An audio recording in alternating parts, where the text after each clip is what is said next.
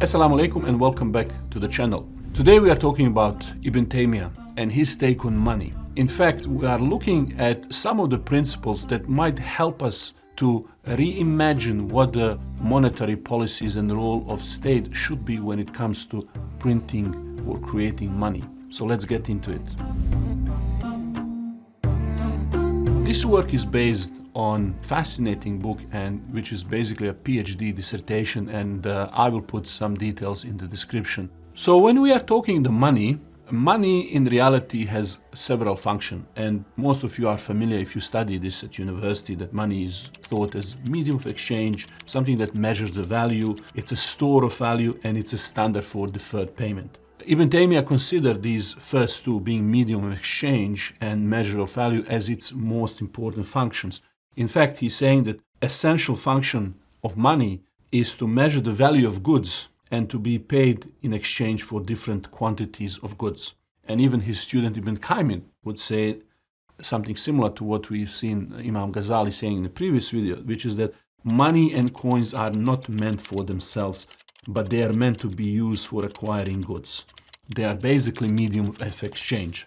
So since the main function of the money is to be medium of exchange, Ibn Taymiyyah considered that trading in money diverts money from what's supposed to be doing. And if money must be changed, then it must be completely, simultaneously, and without delay. This goes back to the rules of riba and the Prophet ﷺ, for example, saying gold for gold and so on must be in equal amounts and on the spot. It's a rule that we should all understand by now if we are watching this channel. Now, in particular, in order for money to be the good medium of exchange and standard of other goods, the third component of money keeping its value, something that can be trusted, is of particular importance, especially today with inflation and everything. And this is where we can take a lesson.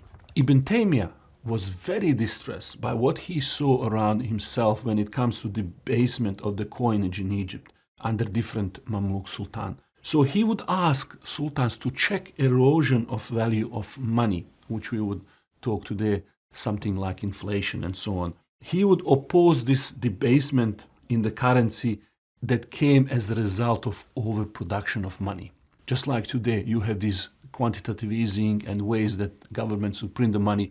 And so in a similar way, sultans on those times would take these fulus or copper coins and they would overproduce them. And so Ibn Taymiyyah is saying that authority or government in reality should mint the coins other than gold and silver according to the just value of people transactions without any injustice to them. So think about this idea that there is some injustice when you mint the coins other than gold and silver that is interfering with the value of money. So he would say that the volume of fulus, which is the copper currency, should be in proportion of transactions that just price are ensures. So we are talking about really hitting the supply and demand of money so it doesn't really cause inflation, right? And then he's saying that intrinsic value of coins, or these metal coins, should match their purchasing power in the market, so that no one, including ruler, could profit by either melting the coins or selling the metal, or by converting metal into coins and putting them in circulation. What is he trying to say? He's saying basically to the government, don't get into business of making money. Don't profit from making money. Don't make money from making money.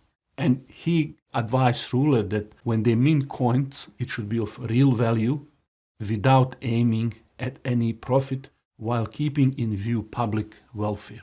So what is the purpose of money then? It's to perform this function, and it's to serve the people. It should be in all of our interests. It shouldn't be commercial transaction that incentivizes something, this money making and oversupply, which will result in debasement. It should be kept as almost not for profit activity. As Imam Ghazali, when he talks about money, he says money is a judge. Well, who pays for the judge to judge? Is it commercial incentive? Should it be for profit judge? Or is something that the government or all people pay? We have answered in the second advice that Ibn Taymiyyah gives to Sultan, which is that to pay the salary of the workers from public treasury, Baitul Mal. So in order for us, even as a citizen of the country, to make sure that money serves us, public good, that doesn't incentivize overproduction and so on, we need to pay it. This, what Ibn Taymiyyah says, is really about reducing incentives for government to find a profitable ways, easy way to earn something. Because when they do that, it creates the injustice he's talking about, because it reduces, debases, erodes value of all the other money in the circulation.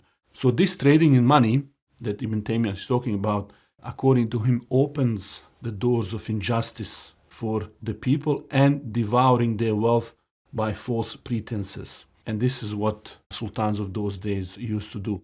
Regarding the monetary policy here, according to Ibn Taymiyyah, state is responsible for controlling currency expansion and for checking erosion of the value of the money. So this control of how much money we have and erosion of the value are both causes of economic instability, and they are the ways to corrupt currency of Muslims. So therefore, according to Ibn Taymiyyah, the debasement of coins or money is the main problem for its erosion in terms of the value, or we could call it inflation. Government should work to ensure that this supply of money is there with its real value intact, not eroded. And government should not be in the business of creating money from money, making profit from making money. So what we learn from Ibn Taymiyyah is quite profound lesson for all of us and for our governments, which is to preserve the value of money, not to commercialize it for profit by anyone, especially by government. And money needs to serve people. It needs to keep its value. It shouldn't be overproduced in order to erode the value that is already shared by all of us. I hope you take some values from these brilliant ideas from Ibn Taymiyyah, and that as we are constructing our economic system, we will reflect on some of these and restore integrity in it. Thank you for spending time to watch this video. If you would like to learn more about finance and economy from Islamic perspective, head to our new platform, Muslim Money Matters, where we go in much greater details regarding the content. Until next time, my name is Almi Cholan. Assalamu alaikum.